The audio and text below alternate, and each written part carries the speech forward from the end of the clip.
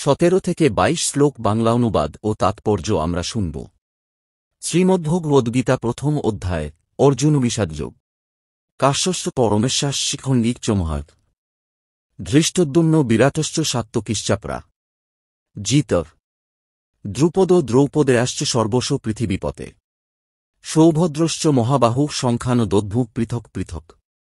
বাংলা অনুবাদ।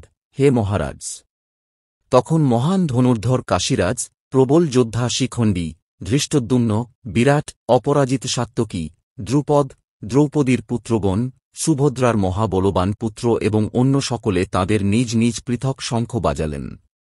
সঘোষ ধার্তরাষ্ট্রানাং হৃজ্জানি বেদারত নভশ্চ পৃথিবীং চৈব তুমুলহ ভুনুনাদজন। বাংলা অনুবাদ। শঙ্খনিনাদের সেই প্রচণ্ড শব্দ আকাশ ও পৃথিবী প্রতিধ্বনিত করে ধৃতরাষ্ট্রের পুত্রদের হৃদয় বিদারিত করতে লাগল। শ্লোক 21 ও 22। অর্জুন উবাচ সেনয়োরুভয় মধ্যে রথং স্থাপয় মেহচ্যুত যাবদেতান্নিরীক্ষেহং যুদ্ধ কামানুবস্থিতান কৈর্ময়া সহ যুদ্ধবামুস্মিন রণসমুদ্যমে। বাংলা অনুবাদ। সেই সময় পাণ্ডুপুত্র অর্জুন হনুমান চিহ্নিত পতাকা শোভিত রথে অধিষ্ঠিত হয়ে তাঁর ধনুক তুলে নিয়ে স্বর নিক্ষেপ করতে প্রস্তুত হলেন। হে মহারাজ, ধৃতরাষ্ট্রের পুত্রদের সমরসজ্জায় বিন্যস্ত দেখে অর্জুন তখন শ্রীকৃষ্ণকে এই কথাগুলি বললেন। তাৎপর্য।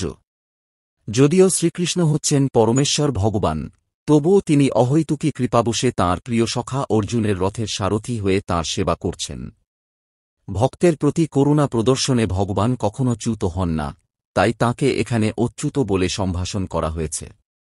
অর্জুনের রথের সারথি হবার ফলে তাঁকে অর্জুনের আদেশ অনুযায়ী কাজ করতে হয়েছিল এবং যেহেতু তা করতে তিনি কুণ্ঠিত হননি, তাই তাঁকে অচ্যুত বলে সম্বোধন করা হয়েছে।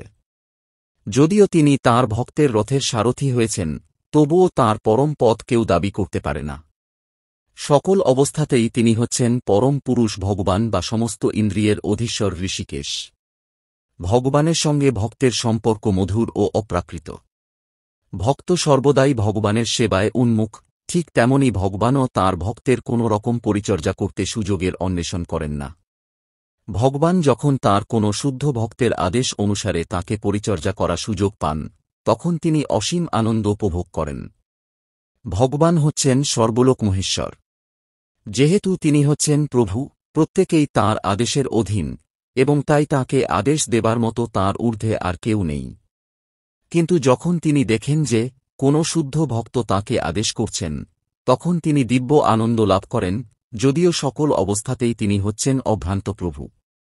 ভগবানের শুদ্ধ ভক্তরূপে অর্জুন কখনই কৌরবদের সঙ্গে যুদ্ধ করতে চাননি, কিন্তু কোনো রকম শান্তিপূর্ণ মীমাংসা করতে অনাগ্রহী দুর্যোধনের দুর্দমনীয় মনোভাব তাঁকে যুদ্ধে অবতীর্ণ হতে বাধ্য করেছিল। তাই তিনি যুদ্ধের আগে একবার দেখে নিতে চেয়েছিলেন তাঁর বিপক্ষে যুদ্ধ করতে কে কে সেই রণাঙ্গনে উপস্থিত হয়েছিল।